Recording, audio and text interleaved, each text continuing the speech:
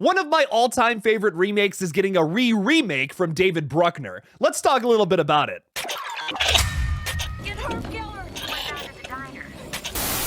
First, there was The Blob from 1958. Then there was that 1972 sequel that no one talks about. And then, of course, the remake 30 years after the original, the 1988 Chuck Russell classic, The Blob. That's a lot of blobbing. The Wrap has just exclusively reported that David Bruckner is set to write and direct a reimagining of The Blob at Warner Bros. Discovery. My soul left my body when I heard this news last night. I am so unbelievably excited for David Bruckner's The Blob. This is without a doubt the biggest news of 2024 so far. Now, first of all, just to talk a little bit about The Blob, this is one of my all-time favorite horror movies. My favorite subgenre in horror is this time in the 80s when we started to remake 50s horror flicks, like The Blob, for instance, and there are 3 films in that little sci-fi horror category that I feel are the trifecta: The Thing, The Fly, and The Blob. All 3 of these remakes are some of my favorite horror films of all time, mostly because they actually improve upon the source material. There are multiple things that all of these remakes do better than their predecessors, but one of the biggest things that's consistent across all 3 of those movies is the special effects.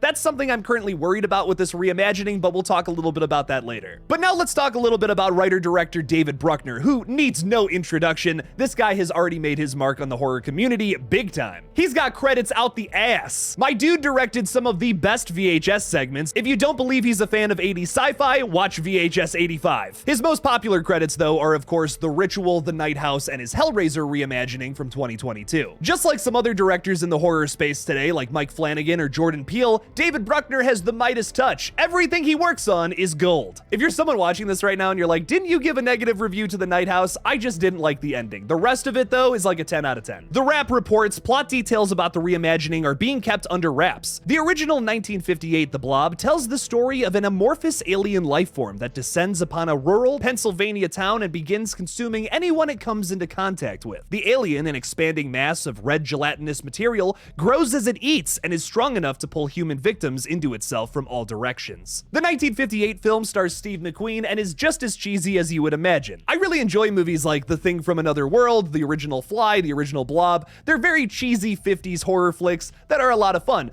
but their reimaginings in the 80s were just so much better. They were able to make these goofy sci-fi premises actually terrifying. Not to say that the 50s films are bad. I mean, have you ever seen the ending to The Thing from Another World, like not the John Carpenter movie? Also a great ending. John Carpenter, interestingly enough, kind of borrows from the ending of The Thing from Another World for a movie that he wrote called Halloween 3: Season of the Witch. You might have heard of it. Like I said earlier, there's only 3 films in this franchise: the 1958 original, a weird sequel, and the remake in 1988. I can't praise that 80s movie enough. It's directed by the highly talented Chuck Russell, the super underrated Frank Darabont. I don't hear that name talked about enough on these pages, so if you think he's not underrated, fight me on that. And it stars Shawnee Smith from Saw in another great role of hers that, once again, I feel like not enough people talk about. But ever since that 1988 reimagining, they've been trying to do another version of this with different directors, including Rob Zombie. This might be a hot take, but I feel like Rob Zombie is much more suited for something like The Blob or Texas Chainsaw Massacre versus Halloween. I've always felt like he was a weird choice for that franchise. Not that I hate the Rob Zombie Halloween movies,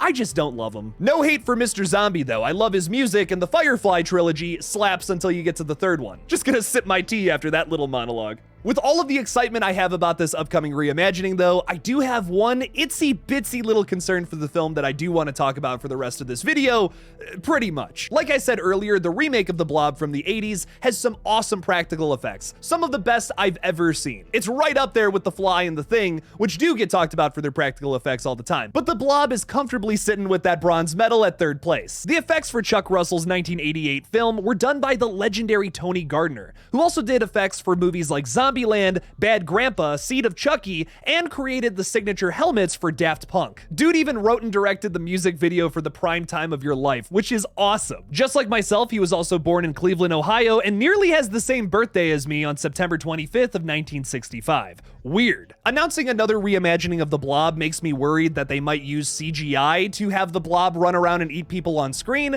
which I feel like would be a disservice to fans. Think about The Thing prequel from 2011, a movie that was originally shot with practical effects, but for whatever reason the studio didn't like that and had them redo the whole thing with CGI. I will say those worries are pretty hushed for me though, considering that David Bruckner is in the director's chair. The dude is known for his practical effects in pretty much all of his horror flicks. The biggest one though is of course Hellraiser from 2022, 2022, where all of the Cenobites had some gnarly looking redesigns. Can I just go on a real quick side tangent? Don't get me wrong, I love Dan Trachtenberg's Prey, but where the hell is the 4K release of Hellraiser from 2022? I am so thankful that Prey is getting all this recognition that it so rightfully deserves. It was one of the best horror movies of 2022, and it just won a bunch of awards. That's great. But Hellraiser 2022 was just as good, if not better. Don't tell Dan Trachtenberg I said that, though. We better be getting a 4K release of that, Hulu, or should I be saying Disney? Please, Mr. Mouse, give me a 4K release of that. And if you need another good example of good practical effects from David Bruckner, look no further than pretty much the rest of his filmography. Both of his VHS segments feature some gnarly practical kills, and The Ritual has a disgusting monster in it that I don't want to talk anymore about for those who haven't seen it. Watch The Ritual. It's on Netflix. It's so good. I hate to sound like a broken record,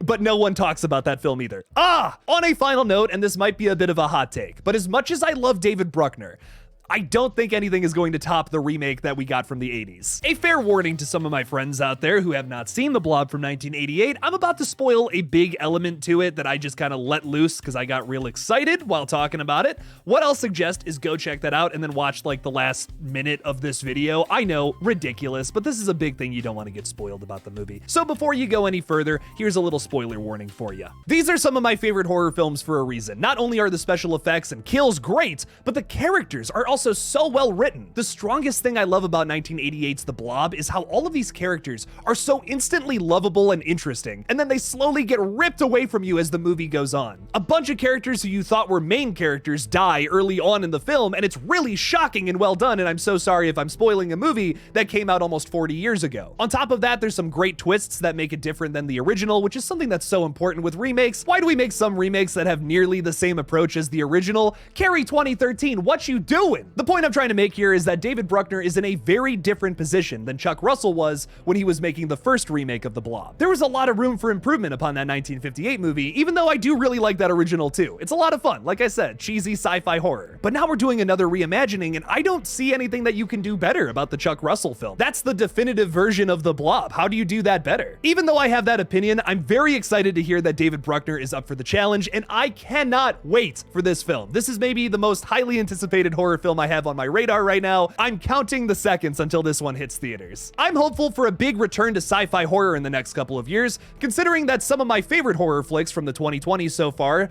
have been sci-fi horror flicks, like the last two features from Brandon Cronenberg. Are you excited to see The Blob dissolve some more people into blood and goo? Leave me something about it in the comments below. Thank you all so much for watching this brand new update. Don't forget to like this video and subscribe for more horror movie content in the future. Please consider supporting me on Patreon by clicking on the link in the description below. And as always, don't forget to kill it out there, y'all.